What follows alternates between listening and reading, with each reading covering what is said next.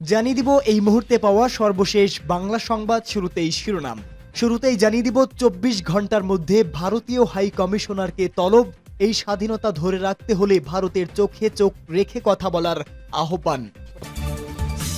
পরে জানাবো নির্বাচন নিয়ে ধানাই ফানাই শোনার জন্য আন্দোলন করেনি বিএনপি নেতা মিন্টু। এদিকে ভারত চিঠির জবাব না দিলেও হাসিনার বিচার নিজস্ব গতিতে চলবে, চিফ প্রসিকিউটর। এরপরেই জানাবো শীঘ্রই আয়নাঘর দেখতে যাবেন প্রধান উপদেষ্টা। এবং সর্বশেষ জানাবো গণ অভ্যুত্থানকে স্মরণীয় রাখতে ৫ আগস্ট নির্বাচনের আহ্বান সালাউদ্দিনের। এতক্ষণ শুনছিলেন সংবাদ শিরোনাম, এবারে বিস্তারিত। তবে তার আগে প্রতিদিনের আপডেট বাংলা সংবাদ সবার আগে পেতে ভিডিওটিতে একটি লাইক দিয়ে চ্যানেলটি সাবস্ক্রাইব করার অনুরোধ রইল।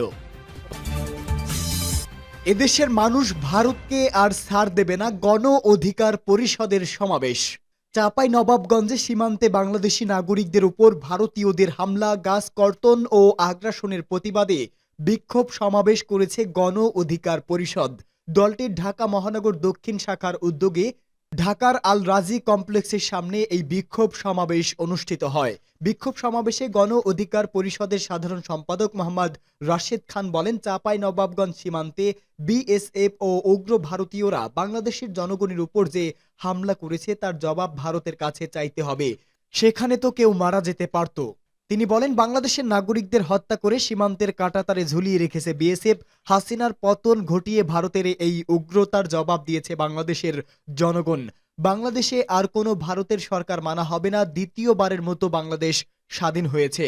এই স্বাধীনতা আমাদের ধরে রাখতে হলে ভারতের চোখে চোখ রেখে কথা বলতে হবে। রাশেদ খান বলেন, সরকারকে বলবো ২৪ ঘন্টার মধ্যে ভারতীয় হাই কমিশনারকে তলব করুন।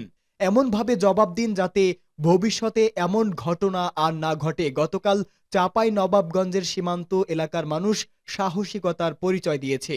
বিজিবিও সিংহের হুঙ্কার দিয়েছে। তিনি বলেন, কথা স্পষ্ট, সীমান্তে একটা লাশ পড়লে ২টা লাশ ফেলতে হবে।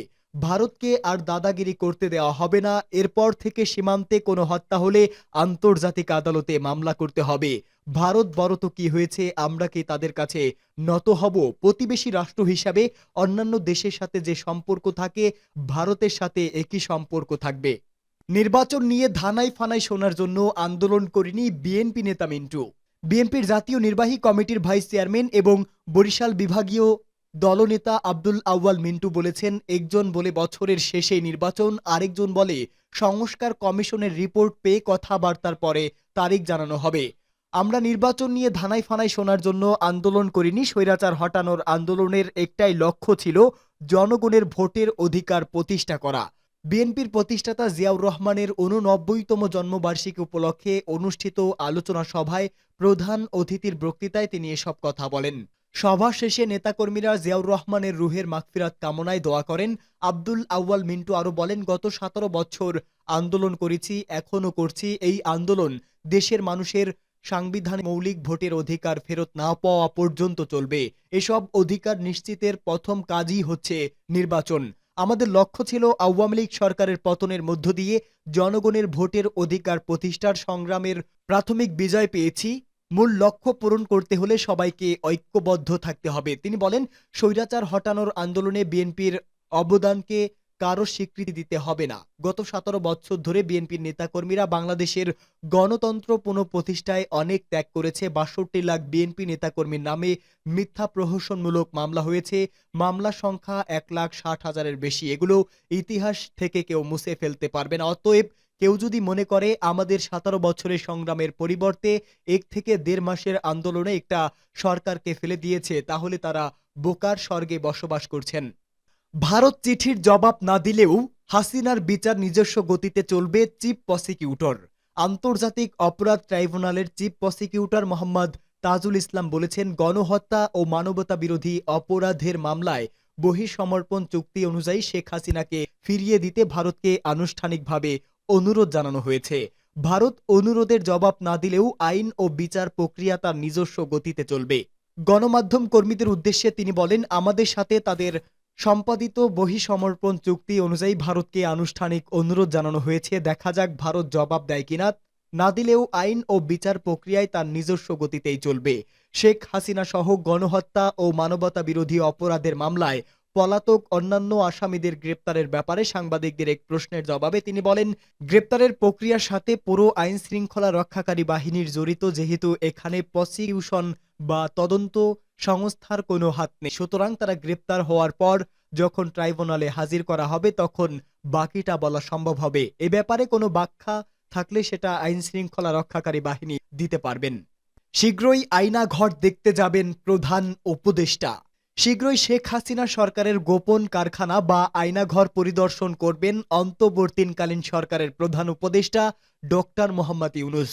গতকাল বিকেল ৫টায় অতিথি ভবন যমুনায় প্রধান উপদেষ্টার সঙ্গে বৈঠক করেছেন গুম সংক্রান্ত তদন্ত কমিশনের সদস্যরা। বৈঠকে কথা জানান তিনি। প্রধান উপদেষ্টার প্রেস উইং বিষয়টি নিশ্চিত করেছে। জানা যায়, বৈঠকে প্রধান উপদেষ্টাকে গুমের ঘটনায় তদন্তের অগ্রগতি সম্পর্কে জানিয়েছে জয়েন্ট ইন্টাররোগেশন সেল বা আয়নাঘর নামে পরিচিতি পেয়েছে, সেগুলো পরিদর্শনের অনুরোধ জানান কমিশনের সদস্যরা। প্রধান উপদেষ্টা আয়নাঘর পরিদর্শন করলে গুমের শিকার ব্যক্তিরা আশ্বস্ত বোধ করবেন এবং অভয় পাবেন বলেও জানান তারা। বৈঠকে কয়েকটি গুমের ঘটনার নৃশংস বর্ণনাও প্রধান উপদেষ্টাকে শোনায় গুম সংক্রান্ত তদন্ত কমিশন। এমনকি ৬ বছরের শিশুকেও গুমের বর্ণনা কমিশনের তদন্তে উঠে এসেছে বলে জানান তারা।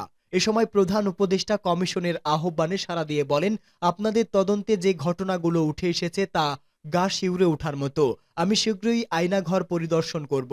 গণ অভ্যুত্থানকে স্মরণীয় রাখতে ৫ আগস্ট নির্বাচন দিন সালাউদ্দিন আহমেদের বার্তা। অন্তর্বর্তী সরকারকে উদ্দেশ্য করে বিএনপির স্থায়ী কমিটির সদস্য সালাউদ্দিন আহমেদ বলেছেন, ছাত্র জনতার গণ অভ্যুত্থানকে স্মরণীয় করে রাখতে আগামী ৫ আগস্ট নির্বাচন দিন। রাজধানীর রমনায় ইঞ্জিনিয়ার্স ইনস্টিটিউশনে এক আলোচনা সভায় তিনি কথা বলেন। দলের প্রতিষ্ঠাতা জিয়াউর রহমানের ৮৯তম জন্মবার্ষিকী উপলক্ষে বিএনপি এই সভার আয়োজন করে। নির্বাচনের প্রস্তুতির জন্য ৩-৪ মাসের বেশি সময় প্রয়োজন নেই দাবি করে সালাউদ্দিন বলেন, আমি আহ্বান জানাবো, যদি মাননীয় প্রধান উপদেষ্টা এবং অন্তর্বর্তীকালীন সরকার ইতিহাসে আরও বেশি স্মরণীয় হয়ে থাকতে চান, তাহলে জুলাই ও আগস্টের ঐতিহাসিক গণ অভ্যুত্থানকে সমুন্নত রাখতে ৫ অক্টোবর আপনারা নির্বাচন করতে পারেন। তাহলে জাতি আপনাদের স্মরণ রাখবে এবং দিবসটিকেও স্মরণ করে রাখতে পারবেন। তিনি আরো বলেন, অন্তর্বর্তী সরকারের প্রধান কাজ হলো জাতীয় সংসদ নির্বাচন অনুষ্ঠান করা। যদি সংস্কার লাগে সংস্কার করতে হবে, কিন্তু সংস্কার খেলা আর খেলতে দেওয়া হবে না।